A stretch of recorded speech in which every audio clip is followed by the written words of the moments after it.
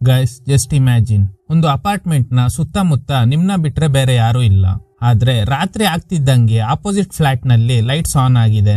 ಭಯ ಆಗಿ ನಿಮ್ಗೆ ಫ್ಲಾಟ್ ಕೊಡ್ಸಿದ್ದ ವ್ಯಕ್ತಿಗೆ ಕಾಲ್ ಮಾಡಿ ನಮ್ನ ಬಿಟ್ರೆ ಬೇರೆ ಯಾರು ಇಲ್ಲ ಅಂತ ಹೇಳಿದ್ರಿ, ಬಟ್ ಆಪೋಸಿಟ್ ಫ್ಲಾಟ್ ನಲ್ಲಿ ಲೈಟ್ಸ್ ಆನ್ ಆಗಿದೆ ಅಂತ ಕೇಳಿದ್ರೆ ಆಗ್ಲೇ ಅವನು ಒಂದು ಟ್ವಿಸ್ಟ್ ಕೊಡ್ತಾನೆ. ಆಪೋಸಿಟ್ ಫ್ಲಾಟ್ ಅದು ಇನ್ನು ಯಾರಿಗೂ ಸೇಲ್ ಆಗಿಲ್ಲ ಅಂತ. ಗಾಬರಿಯಾಗಿ ಅಲ್ಲೋಗಿ ನೋಡೋದಕ್ಕೆ ನಿಮ್ ತರನೇ ಇರೋ ಒಂದು ಕಪಲ್ ಆ ಮನೆಯಲ್ಲಿ ಇರ್ತಾರೆ. ಇಂಟ್ರೆಸ್ಟಿಂಗ್ ಆಗಿದೆ ಅಲ್ವಾ? ಮುಂದೆ ಈ ಕಥೆಯಲ್ಲಿ ಏನ್ ನಡೆಯುತ್ತೆ ಅನ್ನೋದನ್ನ ಸಖತ್ ಇಂಟ್ರೆಸ್ಟಿಂಗ್ ಅಂಡ್ ಟ್ವಿಸ್ಟ್ ಗಳೊಂದಿಗೆ ಹೇಳಿದ ಚಿತ್ರನೇ ಬ್ಲ್ಯಾಕ್. 1964 ಒಂದು ಕಾರ್ ಬರ್ತಾ ಇದೆ. ಅವತ್ತು super moon. Ganesh and Lalitha ಇಬ್ರು ಲವರ್ಸ್ ಆಗಿರ್ತಾರೆ. ಫ್ರೆಂಡ್ ಆಗಿರೋ ಮನೋಹರ್ ಅವ್ರಿಬ್ರನ್ನ ಕರ್ಕೊಂಡು ಹೋಗ್ತಾ ಇದ್ದಾನೆ. ಯಾಕಂದ್ರೆ ಮನೇಲಿ ಇವ್ರ ಲವ್ ವಿಷಯ ಗೊತ್ತಾಗಿದ್ರಿಂದ ಮದುವೆಗೆ ಒಪ್ಪಿಲ್ಲ. ಅದಕ್ಕೆ ಫ್ರೆಂಡ್ ಆಗಿರೋ ಮನೋಹರ್ ಹತ್ರ ಇವರು ಹೆಲ್ಪ್ ಕೇಳಿದ್ರಿಂದ ಅವನು ಇಬ್ಬರನ್ನ ಕರ್ಕೊಂಡು ಹೋಗ್ತಾ ಇದ್ದಾನೆ. ಆಕ್ಚುಲಿ ಮನೋಹರ್ ಕೂಡ ಲಲಿತನ ಲವ್ ಮಾಡ್ತಾ ಇದ್ದ, ಅಂದ್ರೆ ಒನ್ ಸೈಡೆಡ್ ಲವ್. ಸೊ ಅದಕ್ಕೆ ಈಗ್ಲೂ ಇವನಿಗೆ ಲಲಿತನ ಕಂಡ್ರೆ ಇಷ್ಟ. ಜೋರಾಗಿ ಮಳೆ ಸುರಿತಾ ಇದೆ. ಆಗ ರೋಡ್ ಮಧ್ಯದಲ್ಲಿ ಒಂದು ಏಂಜಲ್ ಸ್ಟ್ಯಾಚ್ಯೂನ ಅಲ್ಲಿಂದ ತಗೊಂಡೋಗೋದಕ್ಕೆ ಆಗದೆ ಕಷ್ಟಪಡ್ತಿರೋ ವ್ಯಕ್ತಿನ ತೋರಿಸ್ತಾರೆ. ಆ ಸ್ಟ್ಯಾಚ್ಯೂ ಮಹತ್ವ ಏನು ಅನ್ನೋದು ಮುಂದೆ ಗೊತ್ತಾಗುತ್ತೆ. ಮನೋಹರ್ ಅವಂದೇ ಆದ ಬೀಚ್ ಹೌಸ್ಗೆ ಕರ್ಕೊಂಡು ಹೋಗ್ತಾನೆ. ಬ್ಯಾಕ್ ಡ್ರಾಪ್ ನಲ್ಲಿ ಆ ಸೂಪರ್ ಮೂನ್ ನ ನೆರಳು ನಮ್ ಕಣ್ಣಿಗೆ ಕಾಣಿಸ್ತಾ ಇಲ್ಲ, ಅಂದ್ರೆ ಆ ಕಪ್ಪಾದ ಮೋಡ ಅದನ್ನ ಕವರ್ ಮಾಡಿದೆ. ಲಲಿತಾಗೆ ಇಲ್ಲಿ ಏನೋ ತಪ್ಪು ನಡೆಯುತ್ತೆ ಅಂತ ಅನ್ನಿಸ್ತಾ ಇದೆ. ಅವರಿಬ್ಬರನ್ನ ಒಂದು ರೂಮ್ ಅಲ್ಲಿ ಬಿಟ್ಟು ಮನೋಹರ್ ಲಲಿತಾ ನನ್ಗೆ ಸಿಗ್ಲಿಲ್ಲ ಅನ್ನೋ ಕೋಪದಲ್ಲಿ ಡ್ರಿಂಕ್ಸ್ ಮಾಡ್ತಾ ಇದ್ದಾನೆ. ನನ್ಗೆ ಸಿಗದೆ ಇರೋ ನೀನು ಬೇರೆ ಯಾರಿಗೂ ಸಿಗ್ಬಾರ್ದು, ಸೊ ಅದಕ್ಕೆ ಇಬ್ಬರನ್ನ ಕೂಡ ಕೊಲೆ ಮಾಡ್ಬೇಕು ಅಂತ ಕೆಳಗಡೆ ಬಂದು ಕಾರಲ್ಲಿದ್ದ ಗನ್ ತಗೋತಾನೆ. ಈಗ ಬ್ಯಾಕ್ ಡ್ರಾಪ್ ನಲ್ಲಿ ಸೂಪರ್ ಮೂನ್ ಕಾಣಿಸ್ತಾ ಇದೆ ಅಂಡ್ ಮನುಷ್ಯರು ಇದುವರೆಗೂ ಕೇಳದೆ ಇರೋ ಶಬ್ದ ಇವನಿಗ್ ಮಾತ್ರ ಕೇಳಿಸ್ತಾ ಇದೆ. ಸ್ಟ್ರೀಟ್ ಅಲ್ಲಿ ಒಂದು ಕಡೆ ಮಾತ್ರ ಡಾರ್ಕ್ ಆಗಿದೆ. ಶಬ್ದ ಕೇಳಿ ಮನೋಹರ್ ಆ ಡಾರ್ಕ್ ಝೋನ್ ಒಳಗಡೆ ಹೋಗಿ ಮತ್ತೆ ರಿಟರ್ನ್ ಬಂದು ನೋಡಿದ್ರೆ ಗಣೇಶ್ ಹಾಗೂ ಲಲಿತಾ ಇಬ್ರಿಗೂ ಯಾರೋ ಶೂಟ್ ಮಾಡಿ ಕೊಲೆ ಮಾಡಿದ್ದಾರೆ. ಮನೋಹರ್ಗೆ ಗಾಬರಿ ಆಗುತ್ತೆ. ನಾನ್ ಮಾಡ್ಬೇಕು ಅಂತ ಅನ್ಕೊಂಡಿದ್ದ ಕೆಲ್ಸನ ನನ್ಗಿಂತ ಮುಂಚೆನೆ ಯಾರೋ ಮಾಡಿದ್ದಾರೆ ಅಂತ. ಗಣೇಶ್ ಹತ್ರ ಯಾರ್ ಹೀಗ್ ಮಾಡಿದ್ದು ಅಂತ ಕೇಳಿದಾಗ ಅವನು ಹೇಳೋ ವಿಷಯ ಕೇಳಿ ಮನೋಹರ್ಗೆ ಗಾಬರಿ ಆಗುತ್ತೆ. ಕಟ್ ಮಾಡಿದ್ರೆ 2024 ಅರಣ್ಯ ಫ್ರೆಂಡ್ ಆಗಿರೋ ಪ್ರಭಾ ಜೊತೆ ಡಿಸ್ಕಸ್ ಮಾಡ್ತಾ ಇದ್ದಾಳೆ. ಇಲ್ಲಿ ಅರಣ್ಯ ಅವಳ ಹಸ್ಬೆಂಡ್ ಆಗಿರೋ ವಸಂತ್ ಬಗ್ಗೆ ಮಾತಾಡ್ತಾ ಇದ್ದಾಳೆ. ಪದೇ ಪದೇ ಮಿಸ್ಅಂಡರ್ಸ್ಟ್ಯಾಂಡಿಂಗ್ ಆಗ್ತಾ ಇದೆ. ಸ್ವಲ್ಪ ದಿನ ಸಪರೇಟ್ ಆಗಿ ಇರೋಣ ಅಂತ ಹೇಳ್ಬಿಡ್ತಾನೇನೋ ಅಂತ ಭಯ ಆಗ್ತಿದೆ ಅಂತ. ಅದಕ್ಕೆ ಪ್ರಭಾ ಹೇಳ್ತಾಳೆ, ವಸಂತ್ ಹಾಗೆಲ್ಲ ಮಾಡೋದಿಲ್ಲ, ನೀನು ಟೆನ್ಷನ್ ಆಗ್ಬೇಡ ಅಂತ. ಈಗಲೇ ಚಿತ್ರದಲ್ಲಿ 3 ಇಂಪಾರ್ಟೆಂಟ್ ಫ್ಯಾಕ್ಟರ್ಸ್ ನ ಪರಿಚಯ ಮಾಡ್ತಾರೆ. ಒಂದು, ಡಾಕ್ಟರ್ ನ ಪ್ರಿಸ್ಕ್ರಿಪ್ಷನ್ ಇಲ್ದೆ ಹಾಸ್ಪಿಟಲ್ ನಲ್ಲಿ ಮಾತ್ರ ಸಿಗುವ ಅನಸ್ತೇಷಿಯಾ ಡ್ರಗ್ ನ ಬೈ ಮಿಸ್ಟೇಕ್ ಆಗಿ ಜಾಸ್ತಿ ಡೋಸೇಜ್ ಅಥವಾ ಫುಡ್ ಅಲ್ಲಿ ಮಿಕ್ಸ್ ಮಾಡಿ ತಿಂದ್ಬಿಟ್ರೆ 1 ವಾರ ಬೇಕಾದ್ರೂ ನಿದ್ದೆ ಮಾಡ್ಬೋದು ಅಂತ ವಸಂತ್ ಫ್ರೆಂಡ್ಸ್ ಅಲ್ಲಿ ಒಬ್ಬ ಹೇಳ್ತಾನೆ. Second, love and affection. ಅರಣ್ಯ ಫ್ರೆಂಡ್ ಪ್ರಭಾ ಇದ್ದಾಳಲ್ವಾ, ಅವಳಿಗೆ ವಸಂತ್ ಮೇಲೆ ಲವ್ ಆಗಿರುತ್ತೆ. ಹೇಗೂ ವಸಂತ್ ಹಾಗೂ ಅರಣ್ಯ ನಡುವೆ ಸ್ವಲ್ಪ ಮಿಸ್ಅಂಡರ್ಸ್ಟ್ಯಾಂಡಿಂಗ್ ಇರೋದ್ರಿಂದ ಈ ಚಾನ್ಸ್ ನ ಯೂಸ್ ಮಾಡ್ಕೊಂಡು ಗ್ಯಾಪ್ ಸಿಕ್ಕಿದಾಗ ಅವನ್ ಜೊತೆ ಕ್ಲೋಸ್ ಆಗೋದಕ್ಕೆ ಟ್ರೈ ಮಾಡ್ತಾ ಇರ್ತಾಳೆ. ಮೂರನೇದು, ಆ ಪಬ್ ನಲ್ಲಿ ಇಬ್ರು ಹುಡುಗರ ಜೊತೆ ನಡೆಯೋ ಗಲಾಟೆ. ಇಬ್ರು ಹುಡುಗರು ಪ್ರಭಾ ಜೊತೆ ಮಿಸ್ಬಿಹೇವ್ ಮಾಡಿದ್ರಿಂದ ಟ್ರಿಗರ್ ಆಗಿದ್ದ ವಸಂತ್ ಅವ್ರಿಗೆ ಸರಿಯಾಗಿ ಹೊಡಿತಾನೆ. ಕಟ್ ಮಾಡಿದ್ರೆ ವಸಂತ್ ಹಾಗೂ ಅರಣ್ಯ ಒಂದು ಹೊಸ ಅಪಾರ್ಟ್ಮೆಂಟ್ ಗೆ ಹೊರಡುವಾಗ ಅದೇ ದಿನ ರಾತ್ರಿ ಸೂಪರ್ ಮೂನ್ ಇದೆ ಅಂತ ಮೀಡಿಯಾದಲ್ಲಿ ಅನೌನ್ಸ್ಮೆಂಟ್ ಬರುತ್ತೆ. 60 ವರ್ಷಗಳ ನಂತರ ಸೂಪರ್ ಮೂನ್ ಬರ್ತಿದೆ ಅಂತ. ಇಬ್ರು ಅಪಾರ್ಟ್ಮೆಂಟ್ ಗೆ ಹೋಗೋ ದಾರಿಯಲ್ಲಿ ಒಂದು ಏಂಜಲ್ ಸ್ಟ್ಯಾಚ್ಯೂ ಇರೋದನ್ನ ನೋಡ್ತಾರೆ. ಇದೇ ಸ್ಟ್ಯಾಚ್ಯೂನ 1964 ನಲ್ಲಿ ಎತ್ಕೊಂಡು ಹೋಗೋದಕ್ಕೆ ಆಗದೆ ಒಬ್ರು ವ್ಯಕ್ತಿ ಕಷ್ಟಪಡ್ತಿದ್ರು. ಈಗ ವಸಂತ್ ಫಸ್ಟ್ ಟೈಮ್ ಈ ಸ್ಟ್ಯಾಚ್ಯೂನ ನೋಡಿದಾಗ ಫಾರ್ ದ ಫಸ್ಟ್ ಟೈಮ್ ದೇಜಾವು ಅನುಭವ ಆಗುತ್ತೆ. ಇದೆಲ್ಲ ಮೊದ್ಲೇ ನಡೆದಂಗೆ ಫೀಲ್ ಆಗ್ತಿದೆ. ಈಗ ಒಂದು ಹಳೆ ಕಾರ್ ಬರುತ್ತೆ ನೋಡು ಅಂತ. ಆದ್ರೆ ಯಾವ್ದೇ ಹಳೆ ಕಾರ್ ಬರೋದಿಲ್ಲ. ಆಗ ಅರಣ್ಯ ಹೇಳ್ತಾಳೆ, ಎಲ್ಲಿ ನೀನ್ ಹೇಳ್ದಂಗೆ ಯಾವ್ದೇ ಕಾರ್ ಬಂದಿಲ್ಲ, ಅದನ್ನೇ ದೇಜಾವು ಅನ್ನೋದು. ಇವಾಗ ನಡೆಯೋದು ಆಲ್ರೆಡಿ ನಡೆದಿರೋ ಹಾಗೆ ಫೀಲ್ ಆಗುತ್ತೆ. ಹೊಸ ಅಪಾರ್ಟ್ಮೆಂಟ್ ಗೆ ಬಂದ ಮೇಲೆ ಕರೆಕ್ಟ್ ಆಗಿ 3 ಗಂಟೆಗೆ ಶಾಪಿಂಗ್ ಮಾಲ್ ಗೆ ಹೋಗ್ತಾರೆ. ಅಲ್ಲಿ ಮತ್ತೆ ಪಬ್ ಅಲ್ಲಿ ಗಲಾಟೆ ಮಾಡಿದ್ದ ಹುಡುಗರು ಸಿಕ್ಕಿ ಸಾರಿ ಕೇಳ್ತಾರೆ. ಅವತ್ತೇನೋ ನಡೆದೋಯ್ತು ಅಂತ. ಆಕ್ಚುಲಿ ಗಲಾಟೆ ಆಗಿದ್ದ ರಾತ್ರಿ ಇವರಿಬ್ರು ವಸಂತ್ ಹಾಗೂ ಅರಣ್ಯ ಹೋಗ್ತಿದ್ದ ಕಾರ್ನ ಚೇಸ್ ಮಾಡ್ಕೊಂಡು ಹೋಗಿ ಕಾರ್ ಗ್ಲಾಸ್ ನ ಹೊಡೆದಾಕಿರ್ತಾರೆ. ಸೊ ಅದಕ್ಕೆ ವಸಂತ್ ಈಗ ಇಬ್ರು ಸಾರಿ ಕೇಳಿದ್ರುನು ಅವರಿಬ್ರು ಬಂದಿದ್ದ ಬೈಕ್ ನ ಹೆಡ್ ಲೈಟ್ ನ ಹೊಡೆದಾಕ್ತಾನೆ. ಅವತ್ತು ನನ್ ಕಾರ್ ಗ್ಲಾಸ್ ನ ಹೊಡೆದಾಕಿದ್ರಿ ಅಲ್ವಾ, ಇವಾಗ ನಾನು ನಿಮ್ ಬೈಕ್ ಹೆಡ್ ಲೈಟ್ ನ ಹೊಡೆದಾಕಿದ್ದೀನಿ, ಸೊ ಸಮ ಆಗೋಯ್ತು ಅಂತ. ಈಗ ರಾತ್ರಿ ಆಗಿದೆ. ಇಬ್ರು ನೇರವಾಗಿ ಮನೆಗ್ ಬರ್ತಾರೆ. ನೋಡಿದ್ರೆ ಯಾರ್ ಕಳ್ಸಿರೋದು ಅಂತ ಗೊತ್ತಿಲ್ಲ. 2 ಅಡ್ರೆಸ್ ಮಾತ್ರ ಬರೆದು ಒಂದು ಪಾರ್ಸಲ್ ಬಂದಿದೆ. ಓಪನ್ ಮಾಡಿದಾಗ ಒಂದು ಪೇಂಟಿಂಗ್. ಯಾರ್ ಕಳ್ಸಿರೋದು ಅಂತ ಗೊತ್ತಿಲ್ಲ. ಇಬ್ರು ರೊಮ್ಯಾಂಟಿಕ್ ಮೂಡ್ ಅಲ್ಲಿ ಇರುವಾಗ ಕಾಲಿಂಗ್ ಬೆಲ್ ಶಬ್ದ ಕೇಳಿಸುತ್ತೆ. ಬಂದಿರೋದು ವಸಂತ್ ನ ಫ್ರೆಂಡ್ ಸುರೇಶ್. ಯಾಕೆ ರಾತ್ರಿ ಸಮಯದಲ್ಲಿ ಕಾಲ್ ಮಾಡಿ ಬರೋದಕ್ಕೆ ಹೇಳ್ದೆ, ಏನಾದ್ರೂ ಸಮಸ್ಯೆನಾ ಅಂತ ಕೇಳ್ತಾನೆ. ಆಗ ವಸಂತ್, ನಾನ್ ಕಾಲ್ ಮಾಡೇ ಇಲ್ವಲ್ಲ ಅಂತ. ಸೊ ಇಬ್ರಿಗೂ ಕನ್ಫ್ಯೂಸ್ ಆಗುತ್ತೆ. ಹೋಗ್ಬೇಕಾದ್ರೆ ಮತ್ತೆ ಕೇಳ್ತಾನೆ, ಮಗ ಏನು ಪ್ರಾಬ್ಲಮ್ ಇಲ್ಲ ತಾನೇ ಅಂತ. ಗೋಡೆ ನೋಡಿದಾಗ ಅಲ್ಲಿ ಟೈಮ್ 11:07 ಅಂತ ತೋರಿಸ್ತಾ ಇದೆ. ಸುರೇಶ್ಗೆ ಏನು ಅರ್ಥ ಆಗ್ತಿಲ್ಲ, ಟೈಮ್ ಎಲ್ಲ ರಾಂಗ್ ಆಗಿದೆ, ಸೆಟ್ ಮಾಡು ಅಂತ ಹೇಳಿ ಅಲ್ಲಿಂದ ಹೋಗ್ತಾನೆ. ವಸಂತ್ಗೂ ತಲೆ ಕೆಡ್ತಾ ಇದೆ, ನಾನ್ ಕಾಲ್ ಮಾಡೇ ಇಲ್ಲ, ಮತ್ತೆ ಯಾಕೆ ಈ ರಾತ್ರಿ ಟೈಮಲ್ಲಿ ಬಂದಿದ್ದಾನೆ ಅಂತ. ಆದ್ರೆ ನಿಜವಾಗ್ಲೂ ಸುರೇಶ್ಗೆ ವಸಂತ್ ಕಾಲ್ ಮಾಡಿರ್ತಾನೆ. ಅದನ್ನ ಸುರೇಶ್ ಕಾರಲ್ಲಿ ಹೋಗ್ತಿರುವಾಗ ಕಾಲ್ ಹಿಸ್ಟ್ರಿ ಚೆಕ್ ಮಾಡಿದಾಗ ಗೊತ್ತಾಗುತ್ತೆ. ವಸಂತ್ ಕರೆಕ್ಟ್ ಆಗಿ 12:17 ಕಾಲ್ ಮಾಡಿರ್ತಾನೆ. ಅದಕ್ಕೆ ಮನೆಗ್ ಬಂದು ಏನು ಪ್ರಾಬ್ಲಮ್ ಇಲ್ಲ ಅನ್ನೋದು ಗೊತ್ತಾದ್ಮೇಲೆ ಕಾರ್ನಲ್ಲಿ ರಿಟರ್ನ್ ಹೋಗುವಾಗ ಈಗ 2:34 ಅಂತ ತೋರಿಸ್ತಾ ಇದೆ. ಸೊ ಈಗ 2:34 ಅಂತ ತೋರಿಸ್ತಾ ಇದೆ ಅಲ್ವಾ. ಹಾಗಾದ್ರೆ ಒಂದು 5 ನಿಮಿಷದ ಹಿಂದೆ ವಸಂತ್ ಮನೆಯಿಂದ ಹೊರಡುವಾಗ ಯಾಕೆ ಅವ್ರ ಮನೆ ಗಡಿಯಾರದಲ್ಲಿ 2:30 ಅಂತ ತೋರಿಸದೆ 11:07 ಅಂತ ತೋರಿಸ್ತಾ ಇತ್ತು. ಸೊ ಅದಕ್ಕೆ ಸುರೇಶ್ಗೆ ತಲೆ ಕೆಡ್ತಾ ಇದೆ. ಕಥೆಯಲ್ಲಿ ಮುಂದುವರಿಯೋದಕ್ಕೂ ಮುಂಚೆ ಒಂದು ವಿಷಯನ ಕ್ಲಿಯರ್ ಮಾಡ್ತೀನಿ. ಈ ವಿಷಯ ನಿಮ್ಗೆ ಅರ್ಥ ಆದ್ರೆ ಮಾತ್ರ ಈ ಮೂವಿಲಿ ಅವರು ಏನ್ ಹೇಳೋದಕ್ಕೆ ಹೊರಟಿದ್ದಾರೆ ಅನ್ನೋದು ಗೊತ್ತಾಗುತ್ತೆ. ಈಗ ಇಬ್ರು ಇರೋ ಜಾಗದಲ್ಲಿ ಅಂದ್ರೆ ವಸಂತ್ ಹಾಗೂ ಅರಣ್ಯ ಇರೋ ಜಾಗದಲ್ಲಿ ಹಲವು ವರ್ಷಗಳ ಹಿಂದೆ ಅಂದ್ರೆ ಬ್ರಿಟಿಷ್ ಕಾಲದಲ್ಲಿ ಯಾರಿಗೂ ಗೊತ್ತಿಲ್ಲದೆ ಒಂದು ರಹಸ್ಯ ಎಕ್ಸ್ಪೆರಿಮೆಂಟ್ ನಡೆದಿದೆ. ಅಲ್ಲಿ ಯಾವ ರಿಸರ್ಚ್ ಮಾಡಿದ್ರು ಅಂತ ಇದುವರೆಗೂ ಯಾರಿಗೂ ಗೊತ್ತಿಲ್ಲ. ಆದ್ರೆ 1941 ನಲ್ಲಿ ಇಲ್ಲೊಂದು ಆಕ್ಸಿಡೆಂಟ್ ನಡೆದಿದೆ. ಅದ್ರ ಇಂಪ್ಯಾಕ್ಟ್ ಈಗ್ಲೂ ಆ ಜಾಗದಲ್ಲಿ ನಡೀತಾ ಇದೆ ಅಂತ ಈ ಮೂವಿಲಿ ಮೆನ್ಷನ್ ಆಗಿರುತ್ತೆ. ಆ ಇಂಪ್ಯಾಕ್ಟ್ ಏನಂದ್ರೆ ಒಂದು ಬ್ಲಾಕ್ ಝೋನ್, ಅದು ಇನ್ನೊಂದು ರಿಯಾಲಿಟಿಗೆ ಕನೆಕ್ಟ್ ಮಾಡುವ ಗೇಟ್ ಆರ್ ಪೋರ್ಟಲ್ ಅಂತ ಹೇಳ್ಬೋದು. ನಮ್ಮಿಂದ ಒಂದೇ ಒಂದು ರಿಯಾಲಿಟಿನ ಮಾತ್ರ ತಾನೇ ನೋಡೋದಕ್ ಸಾಧ್ಯ. ಹಾಗೇನಾದ್ರೂ ನಿಮ್ಗೆ ಅನ್ಸಿದ್ರೆ ಸ್ಕೋಡಿಂಗರ್ ಅನ್ನೋ ಸೈಂಟಿಸ್ಟ್ ಈ ಪ್ಯಾರಲಲ್ ರಿಯಾಲಿಟಿನ ಎಕ್ಸ್ಪ್ಲೇನ್ ಮಾಡೋದಕ್ಕೆ ಒಂದು ಥಿಯರಿ ಹೇಳಿದ್ದಾರೆ.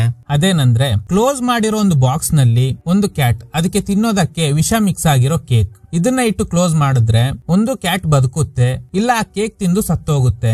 ಇದನ್ನ ನಾವು ಟ್ರೆಡಿಷನಲ್ ಲಾಜಿಕ್ ಅಂತ ಕರಿತೀವಿ. ಆದ್ರೆ ಮಾಡರ್ನ್ ಸೈನ್ಸ್ ಎರಡೂ ಕೂಡ ನಡೆಯುತ್ತೆ ಅಂತ ಹೇಳ್ತಿದೆ. ಕ್ಯಾಟ್ ಜೀವಂತವಾಗೂ ಇರುತ್ತೆ, ಸತ್ತು ಹೋಗಿರುತ್ತೆ ಅಂತ. ಆದ್ರೆ ನಮ್ಮ ಒಂದು ಟೈಮ್ ಲೈನ್ ನಲ್ಲಿ ಒಂದೇ ಒಂದು ರಿಯಾಲಿಟಿನ ಮಾತ್ರ ನೋಡೋದಕ್ಕೆ ಸಾಧ್ಯ ಅನ್ನೋದು. ವಸಂತ್ ಹಾಗೂ ಅರಣ್ಯ ಇರೋ ಜಾಗದಲ್ಲಿ ಒಂದು ಡಾರ್ಕ್ ಝೋನ್ ಇರುತ್ತೆ. ಯಾವಾಗೆಲ್ಲ ಅವರು ಆ ಡಾರ್ಕ್ ಝೋನ್ ನ ಕ್ರಾಸ್ ಮಾಡ್ತಾರೋ ಆಗೆಲ್ಲ ಬೇರೆ ಬೇರೆ ರಿಯಾಲಿಟಿಗೆ ಎಂಟರ್ ಆಗ್ತಾ ಇರ್ತಾರೆ. ಹೇಗೆ ಈ ಡಾರ್ಕ್ ಝೋನ್ ಬಂತು ಅನ್ನೋದೇ ದೊಡ್ಡ ಮಿಸ್ಟ್ರಿ. ಈ ಜಾಗದಲ್ಲಿ ಯಾವುದೋ ಮಿಸ್ಟೀರಿಯಸ್ ರಿಸರ್ಚ್ ನಡೆದಿದೆ. ಯಾವಾಗ ಈ ಡಾರ್ಕ್ ಝೋನ್ ಬೇರೆ ರಿಯಾಲಿಟಿಗೆ ಕರ್ಕೊಂಡು ಹೋಗುತ್ತೆ ಅಂತ ನೋಡೋದಾದ್ರೆ ಸೂಪರ್ ಮೂನ್ ಬರೋ ಸಮಯದಲ್ಲಿ ಮಾತ್ರ. ಮೂನ್ ವಿಸಿಬಲ್ ಆಗಿರ್ಬೇಕು, ಕಪ್ಪು ಮೋಡಗಳಿಂದ ಕವರ್ ಆಗಿರಬಾರ್ದು. ಇನ್ ಕೇಸ್ ಕವರ್ ಆದ್ರೆ ಈ ಪೋರ್ಟಲ್ ಆಕ್ಟಿವೇಟ್ ಆಗೋದಿಲ್ಲ.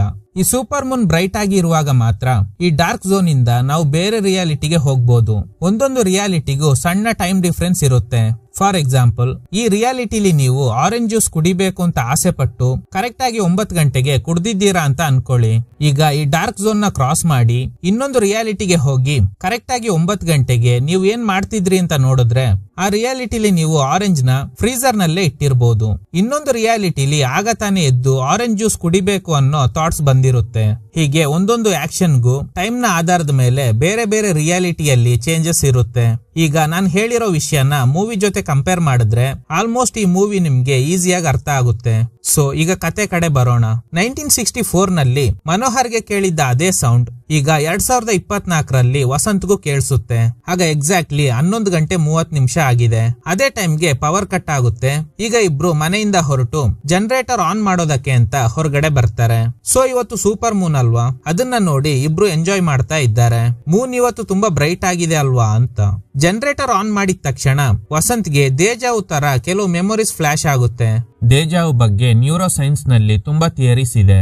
ಬಟ್ ಪ್ರೂವ್ ಮಾಡದೇ ಇರೋ ಒಂದು ಥಿಯರಿ ಏನಂದ್ರೆ ದೇಜಾವು ಅನ್ನೋದು ಆಕ್ಚುಲಿ ನಮ್ಮ ಇನ್ನೊಂದು ರಿಯಾಲಿಟಿ ಪ್ರಪಂಚದಲ್ಲಿ ಬದುಕ್ತಾ ಇರೋ ಫ್ಲಾಶಸ್ ಅಂತ ಕರೀತಾರೆ. ಈಗ 2 ರಿಯಾಲಿಟಿ ಇದೆ ಅಂತ ಅನ್ಕೊಳ್ಳಿ, 1 and 2. ಮೊದಲನೇ ರಿಯಾಲಿಟಿನಲ್ಲಿ ನನ್ಗೆ US ಗೆ ಹೋಗ್ಬೇಕು ಅನ್ನೋ ಆಸೆ ಇದೆ. ನಾನು ಸಂಡೇ ಹೋಗ್ಬೇಕು ಅಂತ ರೆಡಿ ಆಗಿದ್ದೀನಿ ಅಂತ ಅನ್ಕೊಳ್ಳಿ. ಇನ್ನೊಂದು ರಿಯಾಲಿಟಿಲಿ ನಾನು ಸಾಟರ್ಡೆ ರಾತ್ರಿನೇ US ಗೆ ಹೋಗಿರ್ತೀನಿ. ಈಗ ನಾನು ಸಡನ್ ಆಗಿ ಮಾರ್ನಿಂಗ್ ಹೋಗುವಾಗ ಯಾವ್ದೋ ದೇಜಾವು ಮೂಮೆಂಟ್ ಸಡನ್ ಆಗಿ ಕ್ರಿಯೇಟ್ ಆಗುತ್ತೆ. ಇಲ್ಲಿ ಈ ಜಾಗಕ್ಕೆ ನಾನು ಆಲ್ರೆಡಿ ಬಂದಂಗೆ ಫೀಲ್ ಆಗುತ್ತೆ. ಆದ್ರೆ ನನಗ್ ಚೆನ್ನಾಗ್ ಗೊತ್ತು ನಾನು ಇದೇ ಫಸ್ಟ್ ಟೈಮ್ ಇಲ್ಲಿಗೆ ಬಂದಿರೋದು ಅಂತ. ಸೊ ಈ ತರ ಅನ್ಸೋದ್ನ ಪ್ರೂವ್ ಮಾಡೋದಕ್ಕೆ ಆಗದೆ ಇರೋ ದೇಜಾವು ಥಿಯರಿ ಅಂತ ಕರೀತಾರೆ. ನಂತರನೇ ಇನ್ನೊಬ್ಬ ಬೇರೆ ಪ್ರಪಂಚದಲ್ಲಿ ಏನೋ ಮಾಡ್ತಾ ಇರ್ತಾನೆ. ಅವನು ಏನ್ ಮಾಡ್ತಾನೆ ಅನ್ನೋ ಫ್ಲಾಶಸ್ ನಮ್ಗೆ ಒಂದು ಪ್ಲೇಸ್ಗೆ ಹೋಗುವಾಗ ಹಾಗೇನೆ ಸ್ಟ್ರೈಕ್ ಆಗುತ್ತೆ. ಸೊ ಇದನ್ನ ದೇಜಾವು ಅಂತ ಕರೀತಾರೆ. ಸೊ ಇಲ್ಲಿ ಜನರೇಟರ್ ಆನ್ ಮಾಡಿದಾಗ ಆ ಲೈಟ್ಸ್ ಇಂದ ಬರೋ ಫ್ಲಾಶಸ್ ನಲ್ಲಿ ಕಾರ್ ತಗೊಂಡು ಹೋಗ್ತಿರೋದು, ಟೇಬಲ್ ಹೊಡೆದಾಕೋದು ಅಂತ ಬೇರೆ ಬೇರೆ ರಿಯಾಲಿಟಿನಲ್ಲಿ ವಸಂತ್ ಏನೆಲ್ಲ ಮಾಡ್ತಿದ್ದಾನೆ ಅನ್ನೋದು ಫ್ಲಾಶಸ್ ತರ ಸ್ಟ್ರೈಕ್ ಆಗುತ್ತೆ. ಆದ್ರೆ ಇದುವರೆಗೂ ಈ ರಿಯಾಲಿಟಿನಲ್ಲಿ ವಸಂತ್ ಆತರ ಯಾವುದೇ ಆಕ್ಷನ್ಸ್ ಮಾಡಿಲ್ಲ. ಈಗ ಮನೆಗ್ ಬರ್ತಾರೆ. ಅರಣ್ಯ ಒಂದು ವಿಷಯನ ನೋಟ್ ಮಾಡ್ತಾಳೆ. ಮನೆ ಕೊಡ್ಸಿದ ವ್ಯಕ್ತಿ ಈ ಸುತ್ತಮುತ್ತ ನೀವಿಬ್ರು ಬಿಟ್ರೆ ಬೇರೆ ಯಾರು ಇಲ್ಲ ಅಂತ ಹೇಳಿರ್ತಾನೆ. ಅಂದ್ರೆ ಬೇರೆ ಫ್ಲಾಟ್ಗಳು ಯಾರಿಗೂ ಸೇಲ್ ಆಗಿಲ್ಲ ಅಂತ. ಆದ್ರೆ ಆಪೋಸಿಟ್ ಮನೇಲಿ ಲೈಟ್ಸ್ ಆನ್ ಆಗಿದೆ. ಯಾರು ಆ ಮನೇಲಿ ಇದ್ದಾರೆ ನೋಡೋಣ ಅಂತ ವಸಂತ್ ಮಾತ್ರ ಹೊರಟು ಅಲ್ಲಿಂದ ಹೊರಗಡೆ ಬರ್ತಾನೆ. ಅಲ್ಲೋಗಿ ಚೆಕ್ ಮಾಡ್ಬೇಕಂದ್ರೆ ಖಂಡಿತ ಡಾರ್ಕ್ ಝೋನ್ ನ ಕ್ರಾಸ್ ಮಾಡಿನೇ ಹೋಗ್ಬೇಕು. ಇಲ್ಲಿ ಒಂದು ವಿಷಯನ ನೆನ್ಪಿಟ್ಕೊಳ್ಳಿ, ಒಂದ್ಸ ಡಾರ್ಕ್ ಝೋನ್ ನ ಕ್ರಾಸ್ ಮಾಡಿದ್ರೆ ಬೇರೆ ರಿಯಾಲಿಟಿಗೆ ಹೋಗ್ಬಿಡ್ತಾರೆ. ಒನ್ಸ್ ಬೇರೆ ರಿಯಾಲಿಟಿಗೆ ಹೋದ್ರೆ ಮತ್ತೆ ಅದೇ ರಿಯಾಲಿಟಿಗೆ ಬರೋದಕ್ ಸಾಧ್ಯನೇ ಇಲ್ಲ. ಸೊ ಈಗ ವಸಂತ್ ಆ ಮನೇಲಿ ಯಾರಿದ್ದಾರೆ ಅಂತ ನೋಡೋದಕ್ಕೆ ಆ ಡಾರ್ಕ್ ಝೋನ್ ನ ಕ್ರಾಸ್ ಮಾಡಿ ಹೋಗ್ತಾನೆ. ಅಲ್ಲೋಗ್ ನೋಡಿದಾಗ ಮನೆ ಹತ್ರ ಸ್ಪೆಷಲ್ ಸಿಗರೆಟ್ ಬಟ್ ಬಿದ್ದಿರೋದ್ನ ನೋಡಿ ಅದನ್ನ ತೆಗ್ದಿಟ್ಕೋತಾನೆ. ಇಲ್ಲೇ ನಾನು ಹೇಳಿದ್ದ ಟೈಮ್ ಡಿಫ್ರೆನ್ಸ್ ಅಪ್ಲೈ ಆಗುತ್ತೆ. ಮೊದ್ಲಿದ್ದ ರಿಯಾಲಿಟಿನಲ್ಲಿ ಅರಣ್ಯ ಅವಳು ಪ್ರೆಗ್ನೆಂಟ್ ಆಗಿರೋ ವಿಷಯನ ವಸಂತ್ಗೆ ಹೇಳಿರೋದಿಲ್ಲ. ಅದನ್ನ ಸಸ್ಪೆನ್ಸ್ ಆಗಿ ಇಟ್ಟಿರ್ತಾಳೆ. ಜೊತೆಗೆ ಆ ಸ್ಪೆಷಲ್ ಸಿಗರೆಟ್ ನ ಇನ್ನು ವಸಂತ್ಗೆ ಕೊಟ್ಟೇ ಇಲ್ಲ. ಆದ್ರೆ ವಸಂತ್ ಕ್ರಾಸ್ ಮಾಡಿ ಬಂದಿರೋ ರಿಯಾಲಿಟಿನಲ್ಲಿ ಅರಣ್ಯ ಪ್ರೆಗ್ನೆಂಟ್ ಆಗಿರೋ ವಿಷಯನ ಹೇಳಿ ಆ ಸ್ಪೆಷಲ್ ಸಿಗರೆಟ್ ನ ಕೂಡ ಕೊಟ್ಟಿರ್ತಾಳೆ. ಅದನ್ನ ಅವನು ಹ್ಯಾಪಿಯಾಗಿ ಸೇರ್ತಾ ಇದ್ದಾನೆ. ಅದೇ ಬಡ್ ಮನೆ ಹೊರಗಡೆ ಬಿದ್ದಿರುತ್ತೆ. ಅದನ್ನ ಇವನೀಗ ಎತ್ತಿಟ್ಕೊಂಡಿದ್ದಾನೆ. ನಾನು ಅವಾಗ್ಲೇ ಆರೆಂಜ್ ಜ್ಯೂಸ್ ಇಟ್ಟು ಹೇಳ್ದೆ ಅಲ್ವಾ, ಅದೇ ಎಕ್ಸಾಂಪಲ್ ನ ಕಾನ್ಸೆಪ್ಟ್ ಇದು. ಈಗ ಮತ್ತೆ ಮನೆಗೆ ರಿಟರ್ನ್ ಬರ್ಬೇಕಂದ್ರೆ ಆ ಡಾರ್ಕ್ ಝೋನ್ ನ ಕ್ರಾಸ್ ಮಾಡ್ಬೇಕು. ಸೊ ರಿಯಾಲಿಟಿ ಚೇಂಜ್ ಆಗುತ್ತೆ. ಬಂದಿರೋದು ಅದೇ ಮನೇನ ಅಂತ ಹೇಳೋದಕ್ಕಾಗಲ್ಲ. ಈಗ ವಸಂತ್ ಹೊಸ ರಿಯಾಲಿಟಿಗೆ ಬಂದಿರ್ತಾನೆ. ಯಾಕೆ ಹೀಗೆ ಹೇಳ್ತಾ ಇದ್ದೀನಿ ಅಂದ್ರೆ ಅರಣ್ಯ ಆಪೋಸಿಟ್ ಮನೇಲಿ ಲೈಟ್ಸ್ ಆನ್ ಆಗಿದೆ ಅಂತ ಹೇಳಿದ್ರಿಂದಾನೆ ವಸಂತ್ ಹೋಗಿ ಚೆಕ್ ಮಾಡಿ ಬಂದಿರ್ತಾನೆ. ಹೀಗೆ ಮತ್ತೆ ಮನೆಗ್ ಬಂದಾಗ ಅರಣ್ಯ ಮತ್ತೆ ಏನು ಗೊತ್ತಿಲ್ದೆ ಮತ್ತೆ ಅದೇ ಆಪೋಸಿಟ್ ಮನೆ ಕಡೆ ನೋಡಿ ಇಲ್ಲಿ ನಾವು ಮಾತ್ರ ಇರೋದು ಅಂತ ಹೇಳಿದ್ರು ಅಲ್ವಾ, ಈಗ ನೋಡು ಆಪೋಸಿಟ್ ಮನೆಯಲ್ಲಿ ಲೈಟ್ಸ್ ಆನ್ ಆಗಿದೆ ಅಂತ ಆಲ್ರೆಡಿ ಹೇಳಿದ್ದ ವಿಷಯನ ಮತ್ತೆ ಏನು ನೆನ್ಪಿಲ್ದೆ ಇರೋ ಹಾಗೆ ಮತ್ತೆ ಹೇಳ್ತಾ ಇದ್ದಾಳೆ. ಸೊ ಅದಕ್ಕೇನೆ ಫಸ್ಟ್ ಟೈಮ್ ಆ ಮನೆಯಲ್ಲಿ ಲೈಟ್ಸ್ ಆನ್ ಆಗಿದೆ ಅಂತ ಹೇಳಿದ್ದ ಅರಣ್ಯನ ವಸಂತ್ ಕಳ್ಕೊಂಡಿದ್ದಾನೆ. ಅವನು ಆ ಡಾರ್ಕ್ ಝೋನ್ ನ ಕ್ರಾಸ್ ಮಾಡಿ ರಿಟರ್ನ್ ಬಂದಾಗ ಬೇರೆ ರಿಯಾಲಿಟಿನಲ್ಲಿ ಆ ಮನೆಯಲ್ಲಿ ಅರಣ್ಯ ಮಾತ್ರ ವೇಟ್ ಮಾಡ್ತಾ ಇದ್ದಾಳೆ. ಅಲ್ಲೋಗಿ ಮಾತಾಡುವಾಗ್ಲೇ ಅವಳು ಮತ್ತೆ ಏನು ನೆನ್ಪಿಲ್ದೆ ಆಪೋಸಿಟ್ ಮನೆಯಲ್ಲಿ ಲೈಟ್ಸ್ ಆನ್ ಆಗಿದೆ ಅಂತ ಹೇಳಿರ್ತಾಳೆ. ಇಲ್ಲಿಂದ ಇವರಿಬ್ರು ಒಂದೊಂದು ಸಲ ಆ ಡಾರ್ಕ್ ಝೋನ್ ನ ಕ್ರಾಸ್ ಮಾಡುವಾಗ ಒಟ್ಟಿಗೆನೆ ಕ್ರಾಸ್ ಮಾಡಿದ್ರಿಂದ ಬೇರೆ ರಿಯಾಲಿಟಿಗೆ ಹೋಗುವಾಗ ಕೂಡ ಒಟ್ಟಿಗೆನೆ ಇದ್ದಾರೆ. ಅದ್ ಸರಿ, ಯಾಕೆ ಒಂದೊಂದು ಮನೆಯಲ್ಲಿ ಇರೋ ಕಪಲ್ ಅವರು ಒರಿಜಿನಲ್ ರಿಯಾಲಿಟಿನ ಬಿಟ್ಟು ಆ ಡಾರ್ಕ್ ಝೋನ್ ನ ಕ್ರಾಸ್ ಮಾಡಿ ಬೇರೆ ರಿಯಾಲಿಟಿಗೆ ಹೋಗಿ ಸಿಕ್ಕಾಕೋಬೇಕು? ಸುಮ್ನೆ ಮನೆ ಒಳಗಡೆನೆ ಎಲ್ಲಾ ರಿಯಾಲಿಟಿನಲ್ಲೂ ಇರೋ ಕಪಲ್ ಆರಾಮಾಗಿದ್ದು ಬೆಳಗ್ಗೆ ಸೂಪರ್ ಮೂನ್ ಹೋಗೋವರೆಗೂ ಅಲ್ಲೇ ಇರ್ಬೋದಲ್ಲ ಅಂತ ನಿಮ್ಗೆ ಒಂದು ಪ್ರಶ್ನೆ ಮೂಡಬಹುದು. ನಿಮ್ಗೆ ಏನಾದ್ರೂ ಹಾಗ ಅನ್ಸಿದ್ರೆ ಅದಕ್ಕೆ ಆನ್ಸರ್ ಸಿಂಪಲ್. ಬೆಳಗ್ಗೆವರೆಗೂ ಹೊರಗಡೆ ಬರ್ದೆ ಆ ಮನೆ ಒಳಗಡೆ ಇರ್ತಾರೆ. ಯಾವ್ದೇ ಕನ್ಫ್ಯೂಷನ್ ಬರಲ್ಲ.